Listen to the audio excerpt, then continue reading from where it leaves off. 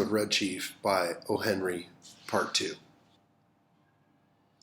I had a scheme for collecting that ransom without danger of being caught by counterplots that ought to commend itself to professional kidnappers. The tree under which the answer was to be left, and the money later on, was close to the road fence, with big bare fields on all sides. If a gang of constables should be watching for anyone to come for the note, they would see him a long way off, crossing the fields or in the road. But no siree, at 8:30, I was up in that tree as well hidden as a tree toad, waiting for the messenger to arrive. Exactly on time, a half-grown boy rides up the road on a bicycle, locates the pasteboard box at the foot of the fence post, slips a folded piece of paper into it, and pedals away again back toward Summit.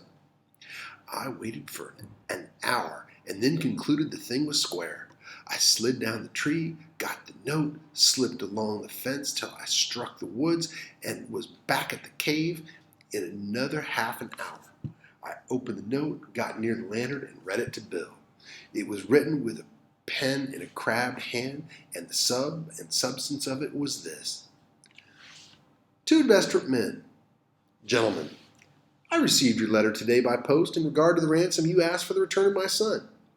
I think you are a little high in your demands, and I hereby make you a counter-proposition, which I'm inclined to believe you will accept. You bring Johnny home and pay me $250 in cash, and I'd agree to take him off your hands. You'd better come at night, for the neighbors believe he is lost, and I couldn't be responsible for what they would do to anybody they saw bringing him back. Very respectfully, Ebenezer Dorset. Great pirates of Penzance, says I. All of the impudent. But I glanced at Bill and hesitated. He'd had the most appealing look in his eyes I ever saw on the face of a dumb or a talking brute.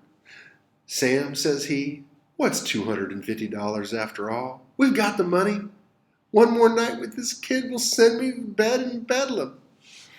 Besides, being a thorough gentleman, I think Mr. Dorset is a spendthrift for making you such a liberal offer. You ain't going to let the chance go, are you? Tell you the truth, Bill, says I. This little he-you lamb has somewhat got on my nerves, too. We'll take him home, pay the ransom, and make our getaway. We took him home that night. We got him to go by telling him his father had bought him a new silver-mounted rifle and a pair of moccasins for him, and we were to hunt bears the next day.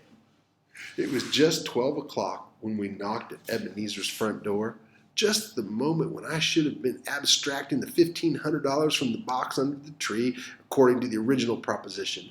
Bill was counting out $250 into Dorset's hands. And when the kid found out we were going to leave him at home, he started up a howl like Calliope and fastened himself as tight as a leech to Bill's leg. His father peeled him away gradually like porous plaster. How long can you hold him? Asked Bill. Not as strong as I used to be, says old Dorset, but I think I can promise you 10 minutes. Enough, says Bill. In 10 minutes I shall be across the central, southern, and middle western states and be legging it trippingly for the Canadian border.